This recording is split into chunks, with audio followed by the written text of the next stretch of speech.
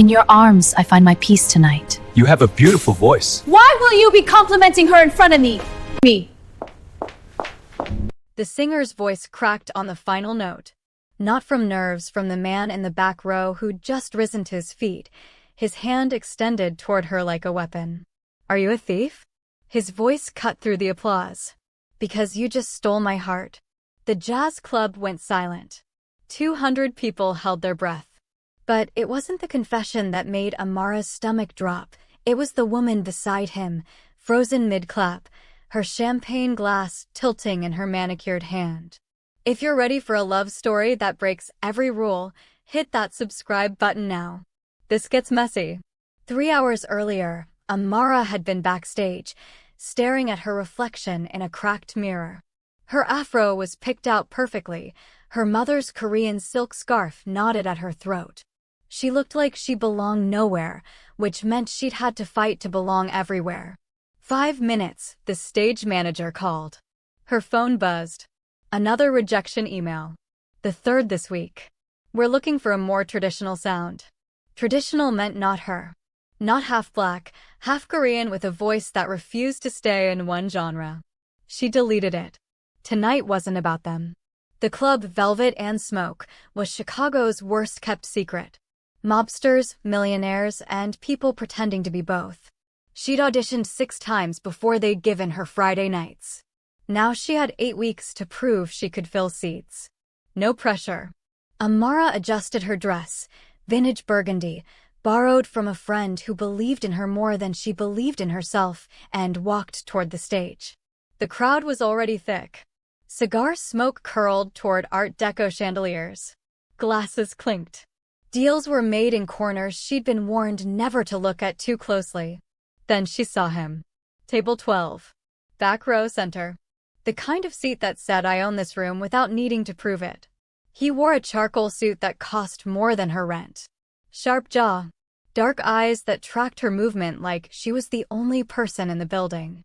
Next to him sat a woman who looked like she'd stepped out of a fashion magazine. Blonde, angular, dripping in diamonds that caught the stage lights. The woman's hand rested possessively on his arm. Amara looked away. Men like that were terrain she couldn't afford to explore. The band started. Piano, bass, drums, her heartbeat synced to the rhythm. She gripped the microphone and sang. The song was hers. Written at 3 a.m. after her landlord threatened eviction. About wanting to be seen. About refusing to disappear. Her voice started soft, then built, jazz melting into soul, a bridge that borrowed from her mother's favorite Korean ballads. She didn't look at table 12. She couldn't help it. His eyes never left her face. The woman beside him was talking, but he didn't respond. Didn't move. Didn't blink. He looked like a man watching the answer to a question he'd been asking his whole life. Amara's pulse stumbled. She recovered, sliding into the final verse, but her skin felt electrified. When the last note faded, the applause was instant, except from him. He just stood up. That's when he said it. That's when the room stopped breathing. Are you a thief? Because you just stole my heart. The woman beside him, his girlfriend, wife, whatever she was, made a sound like glass breaking. Her champagne glass actually did break, shattering against the table. Marcus. Her voice was a whip. Sit down. He didn't sit. He walked toward the stage. Amara's bandmates exchanged glances. The bassist whispered, that's Marcus Chin. You don't want his attention. Too late. He stopped at the stage's edge, looking up at her. Up close, he was devastating. Not classically handsome, his nose had been broken at least once, there was a scar through his left eyebrow, but he radiated the kind of power that made people forget how to say no. I'm sorry, he said, and he actually sounded it. That was inappropriate. But I needed you to know. Know what? Amara's voice was steadier than her hands. That you're extraordinary.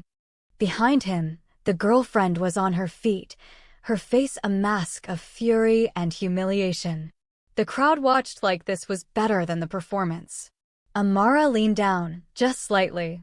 You should go back to your table. Before your girlfriend sets me on fire with her mind. She's not, he stopped. It's complicated. It always is. Amara straightened. Thank you for the compliment. Enjoy your evening. She walked off stage before he could respond, her heart hammering so hard she thought the microphone might have picked it up. Backstage, her hands shook as she poured water. She'd been performing for years. She'd handled hecklers, drunks, men who thought a stage was an invitation. But this felt different. This felt dangerous.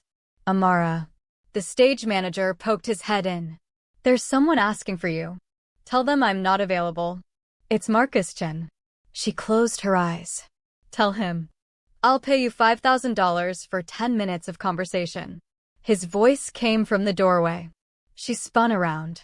He stood there, hands in his pockets, looking somehow both apologetic and determined. Your girlfriend. Victoria left. Understandably. He stepped inside, and the space felt smaller. I embarrassed her. I'll make it right. But I need to talk to you. Why? Because I haven't felt anything in 3 years, and your voice reminded me I'm still alive. Subscribe if you want to see where this disaster goes. Trust me, you're not ready. Amara should have said no. Should have called security. Instead, she heard herself say, 10 minutes. Clock's ticking. They walked to the club's rooftop garden, a hidden space where performers went to remember the city existed beyond velvet curtains and smoke. Chicago's skyline glittered around them. It was cold enough that her breath fogged. Marcus took off his jacket and draped it over her shoulders before she could protest. It smelled like expensive cologne and something darker. Danger, maybe. You didn't have to do that, she said. I know. He leaned against the railing. I don't do things because I have to. I do them because I want to. Must be nice. Having that choice. You'd be surprised. He looked at her. Really looked, not the predatory way men sometimes did, but like he was trying to memorize her. Tell me about yourself. That's what you paid $5,000 to hear? I'd pay more. Amara laughed despite herself. You're unbelievable. Frequent criticism. A ghost of a smile. But I'm serious. Who is Amara? He paused. I don't know your last name. Kim. Amara Kim. Korean? Mother's side. Father's black. I'm the worst of both worlds, according to every casting director in this city. You mean the best. She studied him. His confidence wasn't performance, it was bone deep. Like he'd never doubted himself in his life. What do you do, Marcus Chen? Besides mortify your girlfriend in public. His jaw tightened.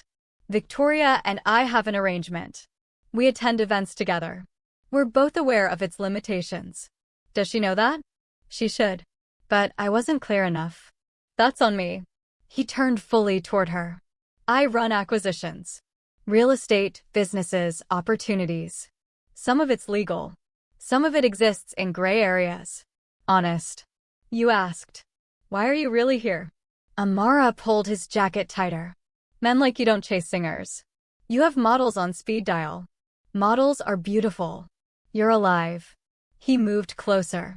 Not threatening, testing. When you sing, you mean it. Every word. Like you're trying to carve truth out of the air. That's just good performance. No. That's you bleeding on stage. His voice dropped. And it's the most real thing I've seen in years. Amara's breath caught. This was dangerous. This was a man who knew exactly how to dismantle her defenses. Your 10 minutes are up. Then I'll pay for 10 more. You can't buy me. I'm not trying to. He reached out, then stopped, his hand hovering near her cheek. I'm asking. Can I see you again? Coffee. Lunch. Somewhere public where I can't embarrass either of us. Why would I say yes? Because you felt it too. She had. God help her, she had. The moment their eyes met during her performance, something had shifted. Like recognition. Like coming home to a place she'd never been. I have a rule, Amara said slowly. I don't date people who are already taken. Then I'll fix that. Marcus. I'll fix it tonight. Right now. He pulled out his phone. Victoria and I should have ended this months ago. We're not in love. We're just convenient. Don't. Amara caught his wrist. His pulse jumped under her fingers. Don't blow up your life because of one song. It wasn't the song. His free hand finally made contact, his thumb brushing her jawline. It was you. And I think you know that. She should have walked away. Instead, she leaned into his touch, just for a second. Let herself imagine what it would feel like to be wanted like this. Chosen like this. Then footsteps echoed on the stairs. Victoria appeared, her earlier fury hardened into something colder. She'd reapplied her lipstick. Fixed her hair. She looked like a woman preparing for war. Touching, she said. Marcus, we're leaving. No. He didn't move his hand from Amara's face. We're done, Victoria. I should have said it months ago. Victoria's laugh was sharp. You think you can walk away? From me? From everything my family provides. Your family provides connections I don't need. Not anymore. You need them more than you know. Victoria's gaze slid to Amara. And you? Do you have any idea what you're stepping into? I'm not stepping into anything, Amara said, even as her heart raced. This is between you two. No, sweetheart. He just made it about you. Victoria smiled, and it was vicious. Marcus exists in a world where people don't say no. Where problems get solved with money or pressure. You think you're special? You're a distraction. By next week, he'll be bored. Victoria. Marcus's voice went lethal. Leave. Now. I'll leave. But don't think this is over. She looked at Amara one more time. You should have stayed on stage. It's safer there. She left, her heels a staccato warning. Silence settled. Amara stepped back, Marcus's jacket falling from her shoulders. The cold hit like reality. She's right, Amara whispered. I don't belong in your world. Then I'll come to yours. It doesn't work like that. It works however we make it work. He caught her hand. I know this is fast. I know I'm asking for trust one haven't earned. But I'm asking anyway. One dinner.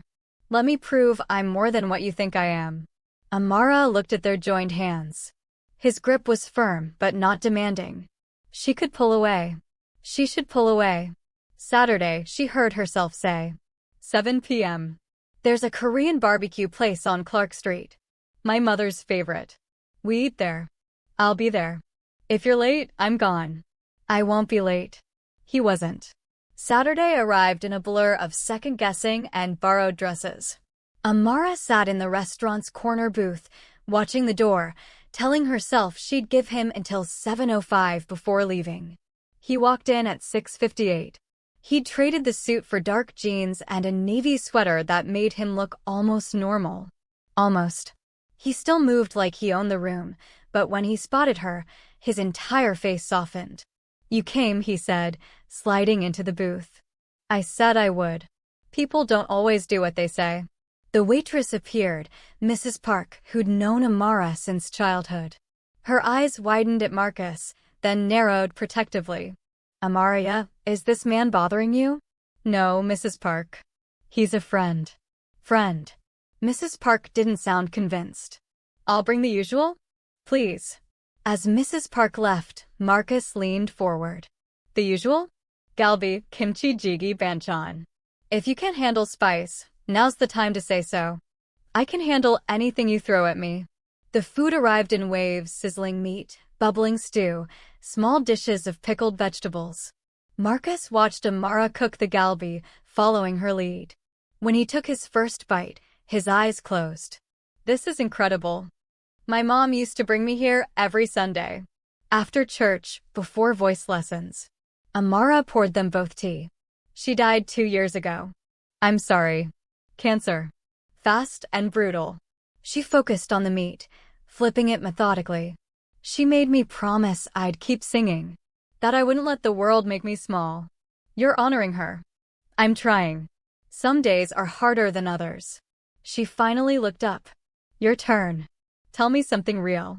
Marcus was quiet for a moment. My father built an empire by being ruthless. When he died, everyone expected me to be the same. And I am in business. But it's lonely. Making decisions that affect hundreds of people, never trusting anyone's motives. Always wondering if they want me or what I can give them. Is that what Victoria wanted? Victoria wanted the name. The status. We were honest about it. He reached across the table, his fingers brushing hers.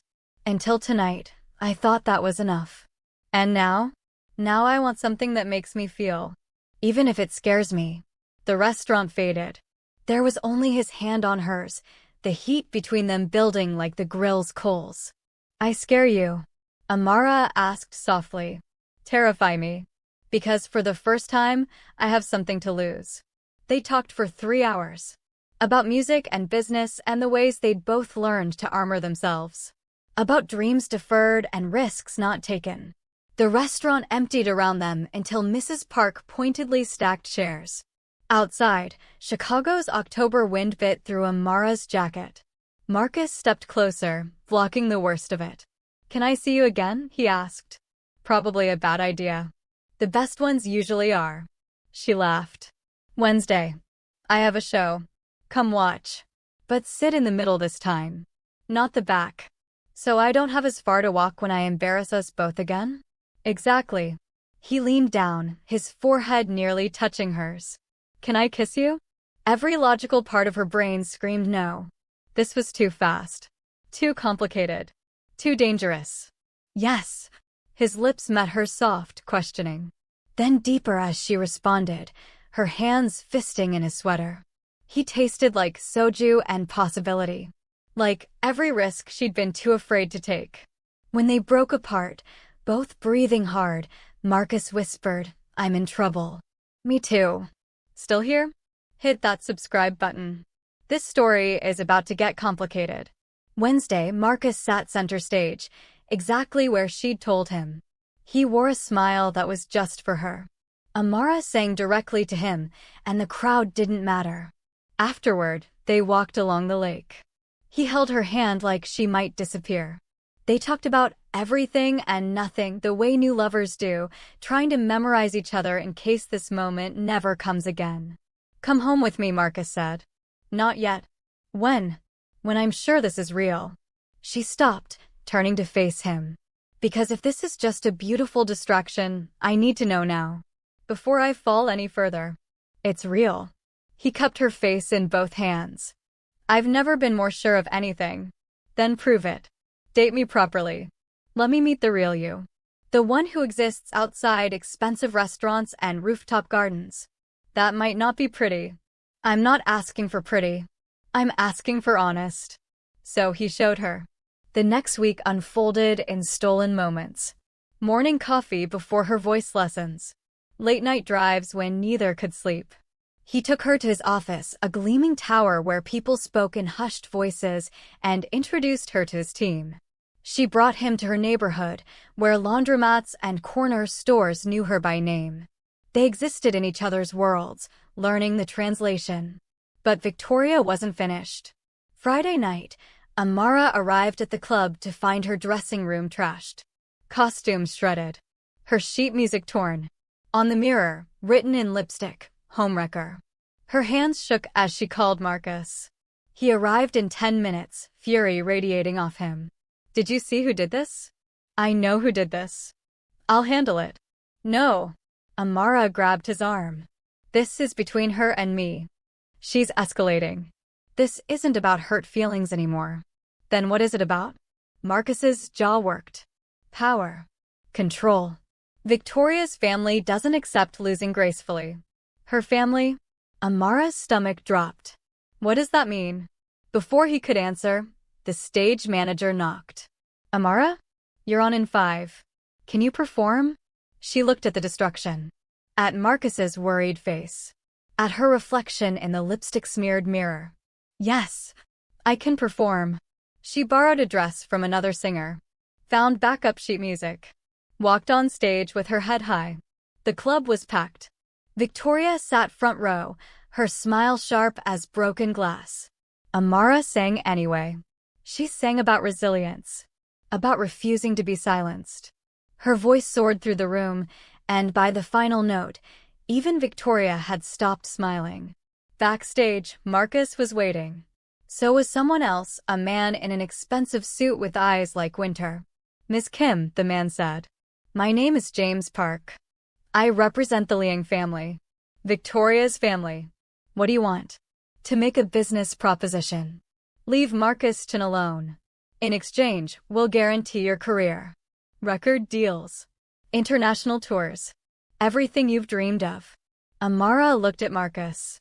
His face had gone blank, the expression of a man preparing for loss. And if I refuse, she asked, then we'll ensure you never perform in this city again.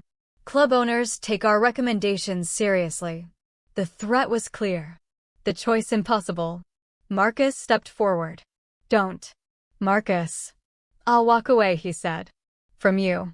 From this. Before I let them destroy what you've built. That's not your choice to make. The hell it isn't. He turned to Park. Tell the Liangs I'm out. All business dealings, social connections, everything. They leave her alone, I disappear from their world. Permanently. Park's eyebrows rose. You'd sacrifice your entire empire? For her? Yes. Amara's heart shattered and soared simultaneously. Marcus, no. I've been looking for an exit anyway. You're just giving me a reason. He looked at her, and his eyes were clear. Sure. I'd rather lose everything than lose you. Park studied them both. Then, surprisingly, he smiled. Interesting. I'll relay your message. He left. Marcus pulled Amara into his arms, and she clung to him, shaking. What did you just do? She whispered. What I should have done years ago. Chose something real over something profitable.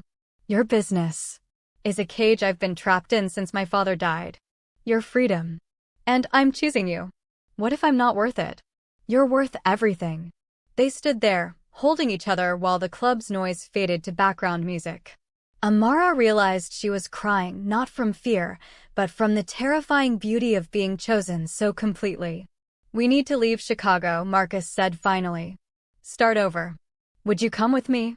Where? Anywhere. Everywhere. Wherever your music takes us. It was insane. They'd known each other 3 weeks. This wasn't how love was supposed to work, fast and furious and willing to burn everything down. But maybe that's exactly how it worked when it was real. Yes, Amara breathed. I'll come with you. They left that night. Packed bags, closed accounts, said goodbye to the city that had tried to keep them apart. 6 months later, they stood in a New York jazz club. Smaller than Velvet and Smoke, but packed with people who'd heard about the singer with the mixed heritage and the voice that could break your heart. Marcus sat front row center. Always. When Amara finished her set, he stood and the crowd tensed, remembering the story that had followed them from Chicago. Are you still a thief? He called out, grinning. She smiled back, fearless. No, but I kept what I stole. What's that? You. He walked on stage, lifted her off her feet, and kissed her while the crowd erupted. When he set her down, he whispered, marry me. You already asked. 3 times. I'll ask 3,000 more until you say yes. Then I should probably answer. She kissed him again. Yes. To everything. To this messy, beautiful, terrifying thing we built. Yes. Later, in their tiny apartment above a Korean restaurant that reminded Amara of home, they slow danced to no music. Regrets? Marcus asked. About you? Never. She rested her head on his chest. About your empire? It was never mine. Just something I inherited. This is what I chose. And I'd choose it again. Every single time. If this story stole your heart, show some love, hit like, drop a comment about which moment broke you, and subscribe for more stories that remind you love is worth the risk. Because sometimes the best things in life are the ones that scare us most. Thanks for watching. See you in the next one.